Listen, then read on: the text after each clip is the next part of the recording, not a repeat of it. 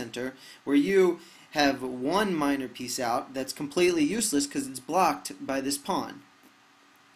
So you can see already from the get-go, not only am I one, I'm 3 points ahead. So I'll explain that in case you're not familiar. Pawns are worth 1 point. Knights are worth 3 points. Bishops are worth 3.5 points. And rooks are worth 5. And queen is worth 6. So I'm already 3 points ahead of you, and the game has just begun. So now you haven't brought out any new pieces, but at least now you didn't, I guess you could move your queen to e7 in front of the king. I don't know. So I just moved forward. Oh yeah, this was I remember why you did that. If I had come down to here with my queen next move, it would have been checkmate. So you blocked checkmate. So that was a smart move. So now I'm hoping that you'll take and I'll take, and then I'll be able to continue with my checkmate. But you don't fall for it, and so we end up with a position like this. So now I see this pawn is here, and nobody's protecting it, so I decide I'm going to take it.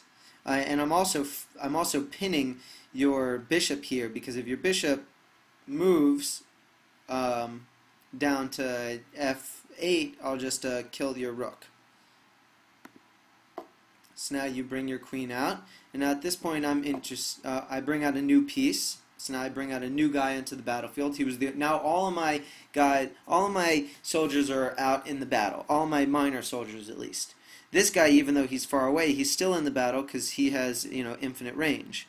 Now you, on the other hand, 2 of your pieces are not involved at all, which is which slows down your development a lot, and you have no ability to castle. Okay, so you bring that back. So now this was smart that you moved this up there. I totally didn't see that because you're protecting it with you're protecting your rook with your queen. It's a good move. So I take that in hopes that you will trade queens. I'm already now 5 points ahead, 2 pawns and 1 knight ahead. So I'm hoping that you'll trade because the difference. So right now I might have, if you add up all the points of my pieces, I don't know what it'll be. Let's say it's 25, and you only have 20. So 20 versus 25 is not a big spread, but 1 versus 6 is a huge spread. That would mean I was 6 times as strong as you. So I'm hoping to just now trade down pieces.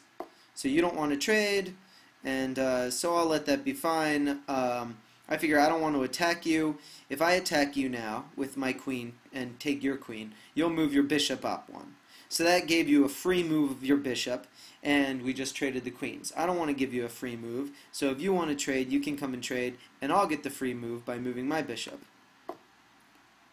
So now I'm attacking this, and there's no reason for me not to just trade pieces, because like I said before, I want to just wear you down because I'm already slightly in the lead.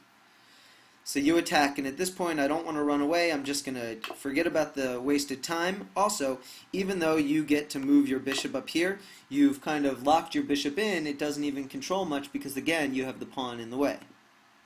So now I trade, and you take. So now I'm significantly more ahead.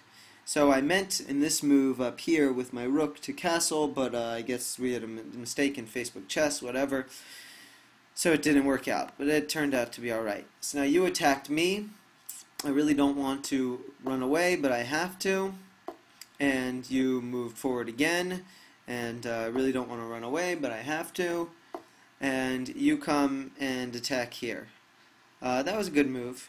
Got you out a little bit. Now you're in the know. So now with this, I come in and I guess I'm just trying to progress forward in that move.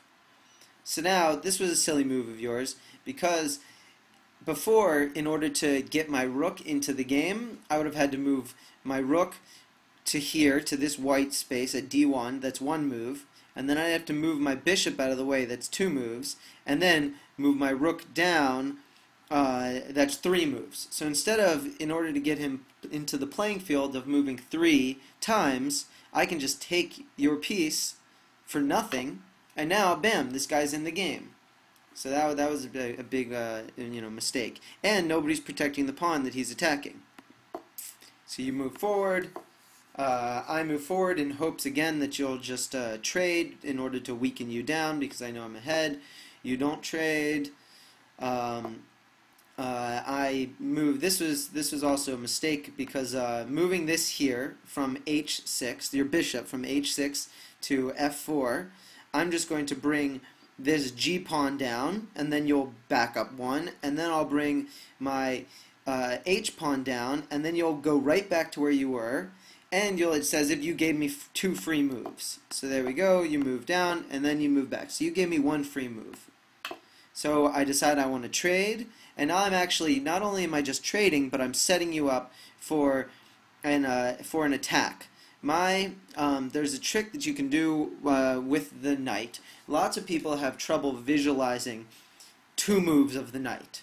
So now I see here, if you move your b8 rook to c8, then, which I believe you do, yeah, which you do, then now I have a great fork at d6. If I'm at d6 with my knight, I can attack your rook and your king, which will basically just give me a free trade of a piece that's worth 3 and a piece that's worth 5, so I got 2 free points. So now the way that you can just instantly, decide, oh, where can my rook go, just look at its 4 corners. If you make a box around the rook, so it can move to any of these 4 corners in 2 moves. Like for instance, if you wanted to come here to b4, so you'd come up here to 3d, and then to b4 next move. So I'm already planning that. So I come and I take this, you come and attack that, I come here, and then now I've got myself set up for the fork. Now you probably don't see the fork, and it turns out you didn't, and so I come and I attack you and it's check, and you protect yourself, and I got myself a free rook. And not only that, but I got myself a free another rook. Well, not free, but I got instead of a piece that, I took a piece that was worth 5 and you got a piece that was worth 3, so I'm still up. So you take that, and now I've forked your bishop here. Now what was great about this move is that if I had just done the fork immediately, then you would have been able to move your king to e8, and you would have been able to protect the bishop. But now that you had moved over to there for the trade, so now I got the bishop for free. So now you take, I take, and now at this point I'm going to do something called the 2 rook checkmate, which is where you use a rook to push the king against a wall, and then you bring a second rook in on the wall itself to checkmate him. So I move to row 6, and now you can't move anywhere along this, and now all I'm interested in doing is keeping away from you until I can move my rook out and then put you in check, and now you've come over to me, so I can't do checkmate right away.